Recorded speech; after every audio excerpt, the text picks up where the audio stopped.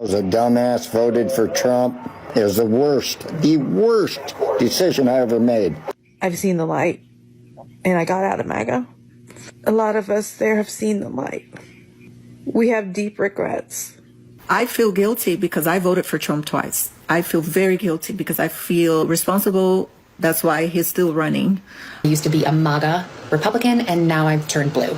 The Wall Street Journal yesterday spoke with Trump voters who just 1 month in say they are now horrified by what they helped cause when they voted for Trump. When we said safer borders, I thought he was thinking, let's stop the drugs from coming into the country. I didn't know he was going to start raiding places. She said she didn't believe he would actually follow through on some of the more hardline policies he touted during the campaign. The 49-year-old Omaha, Nebraska resident said, quote, now I'm like, dang, why didn't I just pick Kamala? What's up, everybody? Major Retired Richard Ojeda here, and Rachel Maddow laid it all out in a news segment that should have every Republican in America sweating. She broke down the chaos unfolding in Virginia as Trump's mass firings ripped through federal agencies, devastating one of the biggest government workforces in the country. Emily Anderson from Duluth, Minnesota, categorizes her vote for Trump this year as the, quote, biggest mistake of my life. She is horrified by Trump's focus on deportations and use of Guantanamo Bay to hold migrants.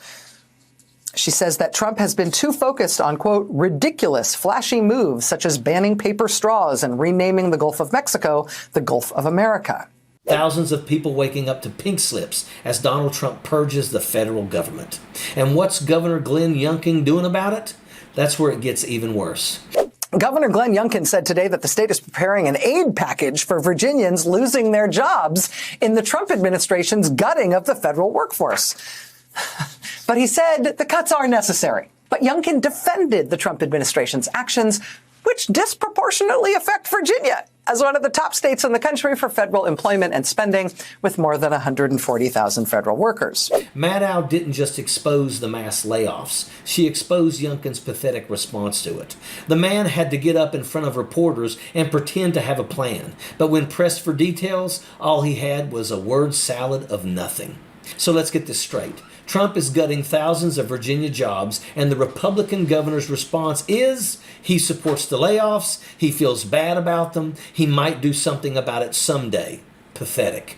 Maddow called out Lisa Murkowski in Alaska, now begging for tribal communities to be spared. Chuck Grassley in Iowa suddenly worried about Iowa's farmers getting crushed by tariffs. Maria Elvira Salazar in Florida pleading for Donald Trump to spare some of the immigrants in her state from mass deportations. Susan Collins in Maine trying to shield her state's universities from Trump's budget cuts because if they get hit, it's going to be devastating. And now they're out here begging for special treatment. Please, Mr. Trump, don't wreck my state, wreck someone else's. Republican Senator Lisa Murkowski of Alaska asking for exemptions to Trump's cuts and actions, specifically for Indian tribes in Alaska. Republican Senator Chuck Grassley of Iowa asking for an exemption for Iowa farmers to the tariffs on Canada. Republican Florida Congresswoman Maria Elvira Salazar asking for an exemption to the indiscriminate deportation policies. Republican Senator Katie Britt asking for an exemption on the massive cuts to scientific and medical research, saying,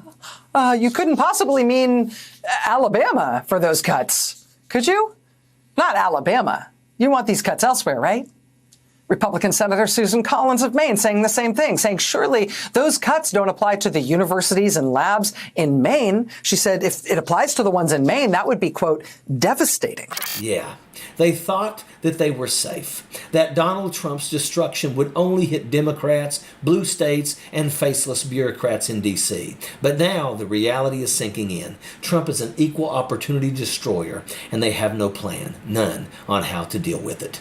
And here's the thing. Maddow made clear, if we still have a functioning political process, this will matter. Because when an authoritarian starts losing support from inside his own movement, when even his most devoted followers start suffering the consequences, that's when things start to crack.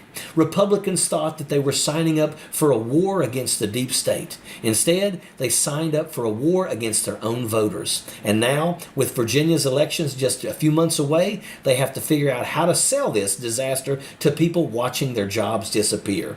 Because when your own governor is standing at a press conference mumbling about an aid package that doesn't exist, When your Republican senator is on TV begging for exemptions, and when you're suddenly realizing that Trump doesn't care about you any more than he cares about the deep state, well, let's just say people might finally start waking up. And when they do, it's not going to be pretty. The regret is real, and it's hitting them like a brick wall. Leaving MAGA is trending, and the clips keep rolling in. Lifelong Trump supporters, business owners, diehard Republicans, now openly admitting that they were conned. One after another, they're confessing their regret. I did it because I was stupid as hell. Biggest mistake of my life. We thought this was good for business, but we were wrong. That's the entire wave of MAGA voters waking up and realizing that Donald Trump wasn't some economic savior. He was just another con man running a scam. And the irony, the very policies they cheered for are now wrecking their lives. One guy from Florida is furious that Trump's economic policies are destroying his small business. And then there's the real kicker, a veteran at a Walgreens pharmacy finding out in real time that his VA benefits might be gone. His Social Security is under attack, and his own party is the one trying to destroy his safety net. And what does he do? He stands there stunned, like it's the first time he's ever heard this, like he had no idea that Donald Trump has been openly talking about cutting VA funding and gutting Social Security for years. This is what happens when your entire worldview is based on Fox News sound bites instead of reality. Yeah, these people spent years screaming about the migrant crisis, the deep state, and woke culture. But now they're getting smacked in the face with actual consequences. They thought that they were punishing liberals. They ended up punishing themselves. And the best part? They know it. You can hear it in their voices, that creeping realization that they've been played too little, too late. If you want to talk about government waste, start with Elon Musk's fat defense contracts at the Pentagon. That's a fact. While Republicans are out here crying about budget cuts, Musk is raking in billions in taxpayer dollars for Starlink, SpaceX, for his government-funded cyber trucks that look like Hot Wheels rejects, and somehow nobody on the right wants to call that welfare.